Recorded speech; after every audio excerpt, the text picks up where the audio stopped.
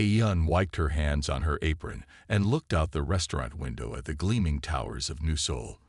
The morning sun made the glass buildings shine like mirrors, but she preferred the warm wooden walls of her small restaurant. The smell of cooking rice and simmering soup filled the air, just as it had in her grandmother's kitchen many years ago. Taste of Memory was one of the last restaurants in the corporate district where real humans still cooked the food.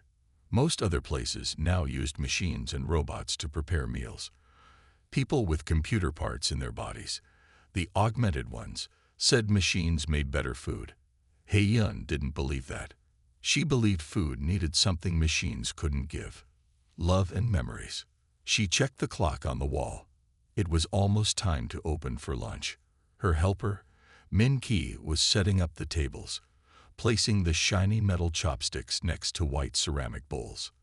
He was young and hadn't gotten any augmentations yet, which made him rare in New Seoul these days. Yun, should I turn on the welcome sign?" Min Ki asked, straightening the last tablecloth. "Yes, please. And remember, we're expecting the food critic today," Yun said. She stirred the doenjang jiga one last time. The soybean paste soup was her grandmother's recipe, and she had made it the same way for 15 years. The door chime rang as their first customers walked in. A group of office workers, all with the silvery marks of augmentations on their necks and hands, sat down at the biggest table. Yun could hear their cybernetic systems humming softly. Min Ki took their orders while Yun continued preparing the base dishes. She didn't need a computer in her head to remember every recipe. They lived in her heart, in the memories of cooking with her grandmother and mother.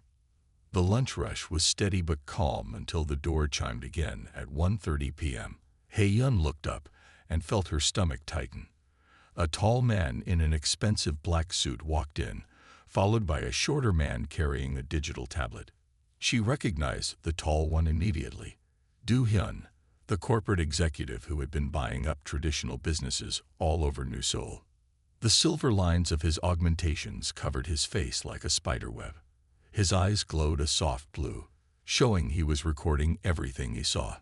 His assistant, Taiwan, had fewer visible augmentations, but moved with the stiff precision of someone heavily modified on the inside. "Welcome to Taste of Memory," Min Ki said, bowing politely. "Would you like a table?" Do-hyun looked around the restaurant slowly, his cybernetic eyes scanning everything. "This is the place. It's smaller than I expected," he said to his assistant. Then he turned to Min Ki. "Yes, a table. Somewhere we can properly evaluate the food." Yun watched as Min Ki led them to a corner table. She knew why they were here. 3 other traditional restaurants in the district had closed in the past month after Do-hyun's company labeled them inefficient and outdated. She took a deep breath and walked to their table. She would treat them like any other customers. That's what her grandmother would have done. "Welcome," she said, bowing slightly. "I'm Yun, the owner and chef. Today's specials are on the board, and everything is prepared fresh by hand." Do-hyun's blue eyes flickered as he looked at her. "Hand-prepared? How traditional. We'll need to test several dishes. Bring us one of everything from the lunch menu." "That's 15 dishes," Yun said calmly. "It will take some time to prepare them all properly." "Time is inefficient," Do-hyun said. His assistant was rapidly typing on his tablet. "Modern restaurants can serve hundreds of dishes instantly. But we'll wait. We need to do a thorough evaluation." Yun bowed again and walked back to her kitchen. Her hands were shaking slightly, but she steadied them by touching the worn wooden spoon her grandmother had given her. She could do this. She would show them that human hands could make food worth waiting for. For the next hour, Yun and Min Ki worked steadily, preparing and serving each dish with care. The other customers left gradually, some giving worried looks at Do-hyun's table. Everyone knew what it meant when he came to evaluate a business. Do-hyun and Taiwan tried each dish systematically. They used their augmented senses to analyze every bite, their eyes glowing brighter as they recorded data. Yun could see small screens appearing in the air around them, showing numbers and charts only they could understand. Finally, after tasting the last dish, her grandmother's special doenjang jjigae, Du Hyun pushed his bowl away and stood up. His face was unreadable, smooth as plastic. "Ms. Hyun," he said loudly, "our analysis is complete. Would you like to hear the results?" The restaurant was almost empty now. Only a few customers remained, watching quietly from their tables. Hyun stood straight and nodded. "Yes, please tell me what you think of my food." "Think. We don't think. We know." Du Hyun's voice was cold and precise. "Our analysis shows your food preparation methods are 47% less efficient than automated systems. The taste consistency varies by up to 3% between servings. The nutrient balance is suboptimal. And most importantly, there is no standardization. Each dish is slightly different. They're different because they're made by human hands," Hyun said. "Just like your mother's cooking was different each time." Do Hyun's eyes flickered. For a moment, something passed across his face, but it was quickly replaced by his usual blank expression. Mother's cooking is irrelevant. Modern customers need consistency, efficiency, perfection. Your methods are outdated. He turned to his assistant, Taewon. "Show her the numbers." Taewon's tablet projected a large hologram in the air, filling the restaurant with floating charts and graphs. "As you can see," he said, "your preparation times are far beyond acceptable limits. Your ingredients, while organic, lack the precision of synthetic alternatives. Even your soup temperature varies by 1.2 degrees between servings." Hyun looked at the numbers floating in the air. They meant nothing to her. How could numbers measure the comfort of a warm bowl of soup, the happiness in a perfectly steamed rice ball, the memories in a well-made meal? "Numbers aren't everything," she said quietly. "Food is about more than efficiency." Do Hyun laughed, a sharp metallic sound. "This is exactly the problem with traditional businesses. You refuse to evolve, to improve, to embrace the future." He walked closer to her, towering over her small frame. "Let me be clear. Your restaurant is a relic, an inefficient use of valuable real estate in the corporate district. We're prepared to make you an offer to buy this property and upgrade it to modern standards." The remaining customers were watching intently now. Hyun could feel their eyes on her. She thought about her grandmother, who had taught her that food made with love could heal both body and soul. She thought about all the customers who came back again and again, not for perfect temperature or exact portions, but for food that reminded them of home.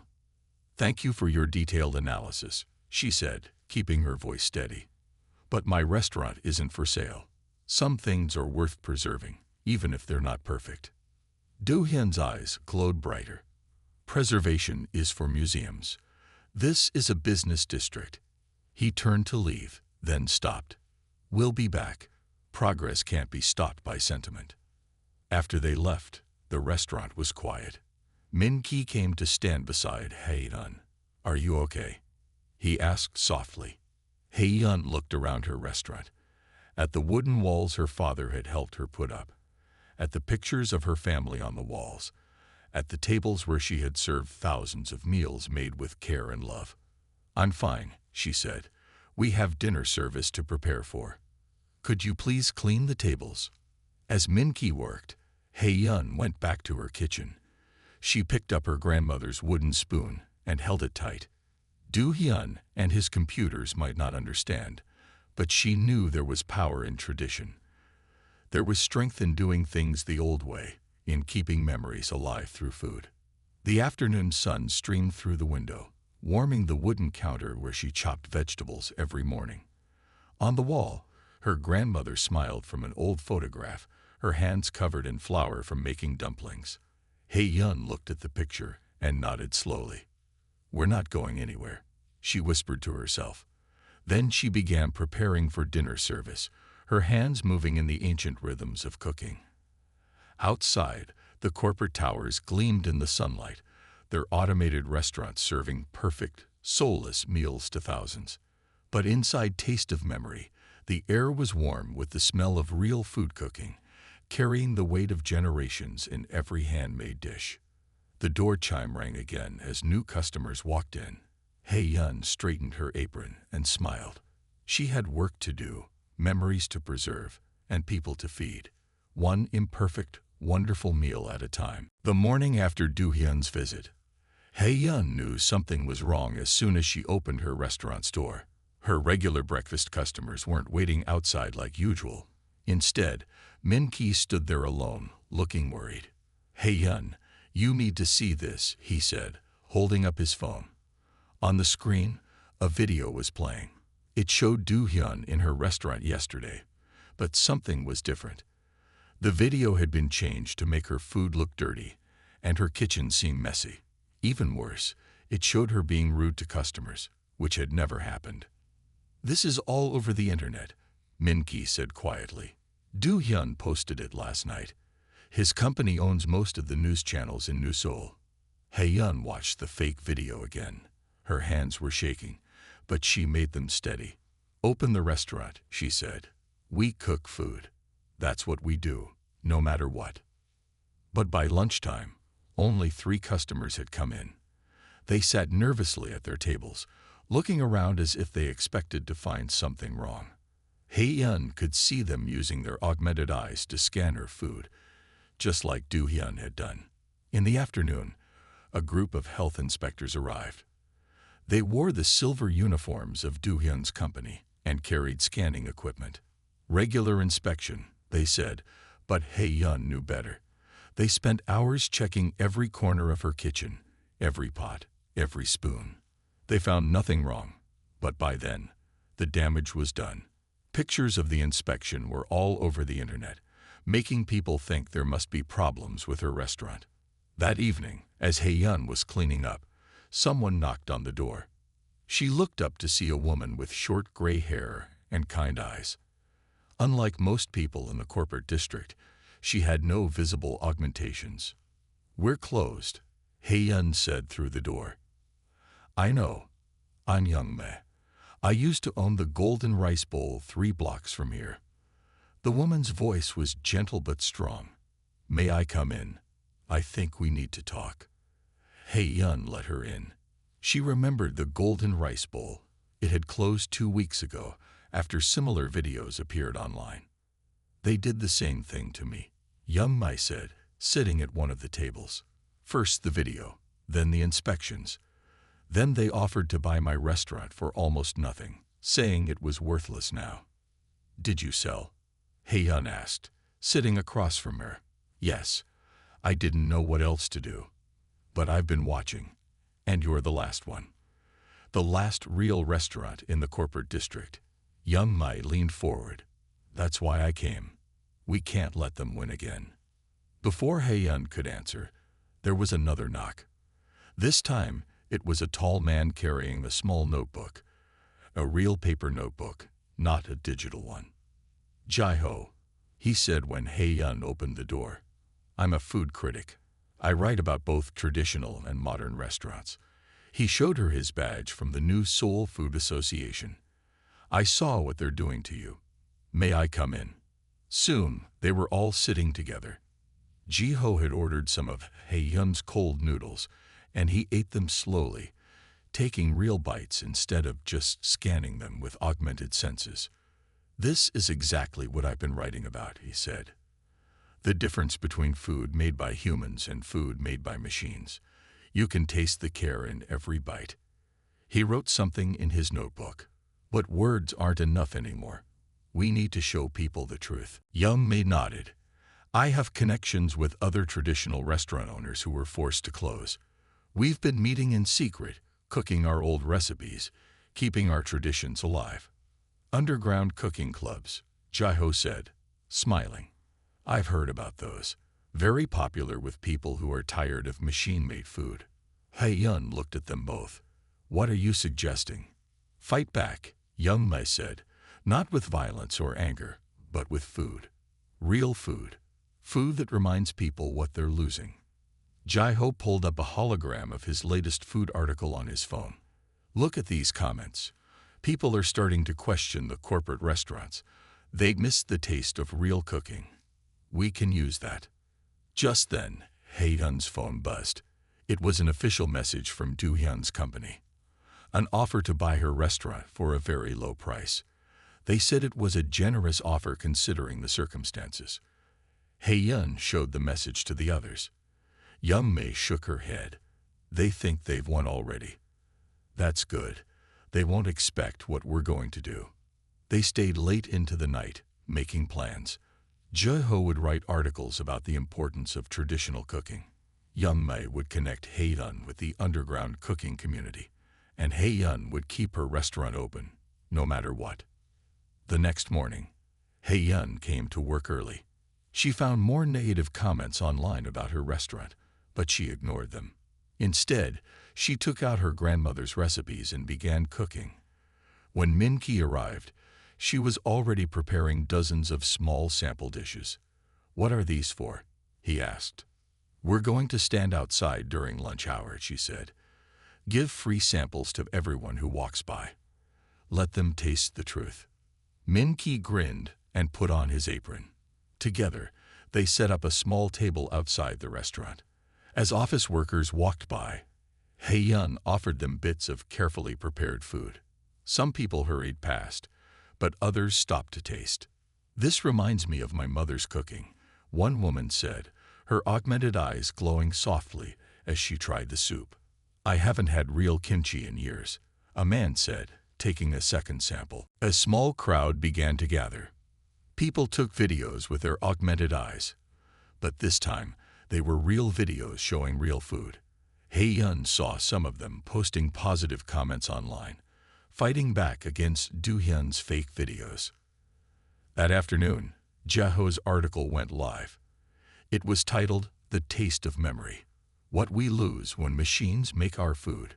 He wrote about Hae-yeon's restaurant, about the care that went into every dish, about the memories stored in traditional recipes. Young-May came by with 3 other former restaurant owners. They helped Hae-yeon cook, each adding their own special touches to the dishes. The kitchen was full of laughing and talking as they shared recipes and stories. But Do Hyun's company fought back. They sent more inspectors, posted more fake videos, and even tried to cut off Hae-yeon's food deliveries. Some suppliers, afraid of losing corporate contracts, stopped selling to her. That's when Young-May's underground network proved its worth. Small farmers and traditional markets began delivering food secretly at night. Other former restaurant owners sent their children to help in the kitchen. Regular customers started defending Hae-yeon online, sharing their own videos of her perfectly clean kitchen and delicious food. A week after Do Hyun's first visit, Hae-yeon received another message from his company. This one wasn't an offer to buy, it was a threat. If she didn't sell, they would make sure she lost her business license. Hae-yeon showed the message to Young-May and Jae-ho. "They're getting desperate," Young-May said. "That means we're winning." Jae-ho agreed. "My article has been shared thousands of times. People are talking about traditional food again. They're questioning why every restaurant needs to be automated." That evening, as Hae-yeon was serving dinner to a surprisingly full restaurant, she noticed something interesting. More young people were coming in, people with augmentations who usually ate at corporate restaurants. They were using their augmented senses not to criticize her food, but to record themselves enjoying it. "My followers want to know how real food tastes," one young woman told her. "They're tired of everything being the same." Hae-yeon worked late that night, teaching Min-ki some of her grandmother's special recipes. As they cooked, she thought about how food connected people, not just to each other, but to their history and culture. "Tomorrow," she told Min-ki, "we'll make something special, something that will remind everyone, even Do Hyun, what food is supposed to be." Outside, the corporate towers still gleamed with their perfect lights and automated kitchens, but inside Taste of Memory, something was changing.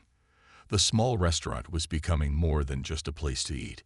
It was becoming a symbol of resistance against a world that had forgotten the value of human touch.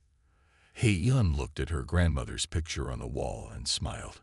Sometimes the best way to fight wasn't with anger or force, but with love and food and memories. And she had plenty of all 3. Hae-yeon woke up early the next morning with a plan in her mind. She had dreamed about her grandmother's kitchen, about the way people used to gather there to share food and stories. That's when she knew what she had to do. She called Young May first. "I want to host a special dinner," she said. "But not just any dinner. I want to invite food critics, business owners, and regular people. Everyone must turn off their taste augmentations during the meal." There was silence on the other end of the phone. Then Young May laughed. "They'll never agree to that." "They will if we make it interesting enough," Heyun said. "Can you help spread the word?" Young May agreed, and soon Jai-ho was helping too. He used his connections to invite important food critics. Some of them hadn't eaten without their augmentations in years. Min-ki spent the morning putting up simple paper invitations in nearby office buildings. The invitations said, "Experience real taste again. One night only at Taste of Memory." Heyun's phone started ringing with reservations. Many people seemed excited by the idea of turning off their augmentations to taste food naturally again. Others were just curious. By afternoon, they had 40 reservations for the special dinner. But not everything was going well. Do-hyun's company sent another health inspector, and this one was determined to find something wrong. He spent 3 hours in the kitchen, scanning every surface with his augmented eyes. "Your refrigerator temperature varies by 0.3 degrees, he said finally. "That's not acceptable." "Actually, it is acceptable," said a voice from the door. It was Jai-ho, holding up his food critic badge. "The legal variation limit is 0.5 degrees. I suggest you check your regulations again." The inspector left, looking unhappy. Heyun thanked Jai-ho, but he shook his head. "Say your thanks for tonight. Do-hyun will definitely hear about this dinner. He won't like people turning off their augmentations." Heyun spent the afternoon cooking with Young May and 2 other former restaurant owners. Each of them prepared their best traditional dishes. The kitchen was filled with wonderful smells and the sound of people working together. "Remember," Young Mai said as they cooked, "most of these people haven't tasted real food in years. Their augmentations usually process and change the taste for them. Tonight, they'll taste everything exactly as it is." At 6 o'clock, the guests started arriving. There were food critics with their notebooks, business people in expensive suits, and regular office workers who had seen the invitations. All of them had augmentations, and all of them looked nervous about turning them off. Jai-ho stood at the door, helping people disable their taste and smell augmentations. Some people's hands shook as they did it. They had gotten so used to their artificial senses that using their natural ones felt strange. Heyun watched from the kitchen as the restaurant filled up. Min-ki led people to their tables, explaining that tonight's meal would be served in 7 small courses. Each course would show different aspects of traditional cooking. The first course was a simple soup, made with real bone broth that had simmered for 12 hours. Heyun watched as people took their first tastes. Many of them looked surprised. "I had forgotten," one food critic said loudly. "That soup could taste like this." The second course was fresh vegetables, prepared in the traditional way. The third was handmade dumplings, each one slightly different because they were folded by human hands. As people ate, they started talking more. Many shared memories of meals their parents or grandparents had made. Some even had tears in their eyes as they tasted foods that reminded them of their childhood. "This is dangerous," Min-ki whispered to Heyun as they prepared the 4th course. "Look." Through the kitchen window, they could see men in corporate security uniforms gathering outside. Do-hyun had found out about the dinner. But before the security men could come in, something unexpected happened. More people started showing up, regular customers who had heard about the dinner. They formed a line outside, blocking the security men's path to the door. Inside, the food critics were writing in their notebooks. None of them were using digital tablets or augmented eyes to record their thoughts. They were writing by hand, experiencing and describing the food in the old way. The 5th course was Heyun's grandmother's special rice cakes. As she served them, she told the story of learning to make them as a child. People listened carefully, and Hae-yun could see them understanding that food was more than just fuel. It was history, love, and memory. Then Do-hyun himself arrived. He stood in the doorway, his augmented eyes glowing bright blue with anger. But he couldn't just shut down the dinner. There were too many important people inside, too many witnesses. "Join us," Hae-yun said to him, her voice carrying across the quiet restaurant. "Turn off your augmentations. Taste real food again." Everyone watched as Do-hyun stood there, struggling with his decision. Finally, slowly, he reached up and touched the silver lines on his face. His blue eyes stopped glowing as he turned off his augmentations. Hae-yun led him to a small table and brought him the same courses everyone else had eaten. She watched as he took his first bite of natural food in what must have been years. Do-hyun's face changed as he ate. The cold, artificial look melted away. His hand shook slightly as he picked up his spoon. When he tasted the rice cakes, he put down his spoon and covered his face. "My mother," he said quietly, "she used to make these." The other guests pretended not to notice as Do-hyun wiped his eyes. Hae-yun brought him a cup of tea and left him to his memories. The sixth course was grilled meat, cooked over real fire instead of by automated systems. The seventh was a traditional sweet rice drink that took 3 days to make properly. By the end of the dinner, something had changed in the restaurant. People were talking and laughing together, sharing stories about food and family. Many of them seemed reluctant to turn their augmentations back on. The food critics wrote glowing reviews, describing how different food tasted without artificial help. Regular customers posted their experiences online, and soon there was a waiting list for tables at Taste of Memory. Do-hyun left without speaking to anyone, but the next day, the health inspectors stopped coming. The negative videos disappeared from the internet. Hae-yun's restaurant was left alone. "We did it," Yeon-mi said when she heard the news. "We showed them what they were losing." But Hae-yun wasn't finished. She had a bigger plan now. That evening, she gathered her staff and friends. "I want to start cooking classes," she said.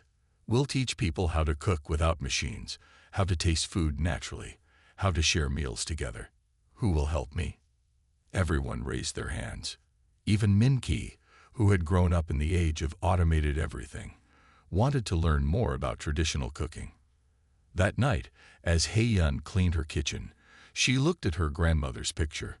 "Food isn't just about being perfect," she said to the photograph. "It's about bringing people together, about keeping memories alive."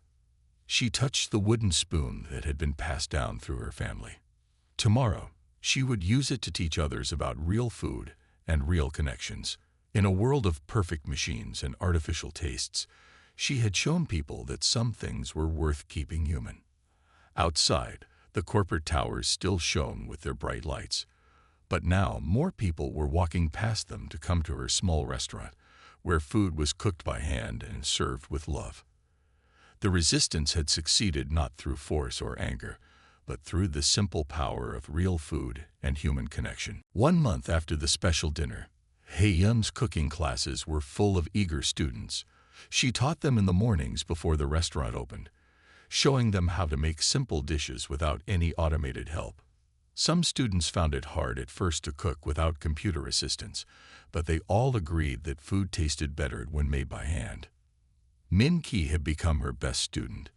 His young hands were learning the rhythms of traditional cooking, and he could now make perfect rice without measuring tools.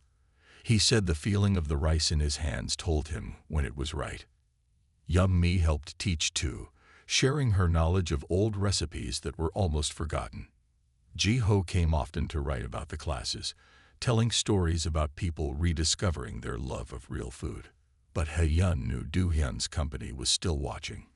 Even though they had stopped bothering her restaurant, she saw their security people walking past every day, their augmented eyes always recording.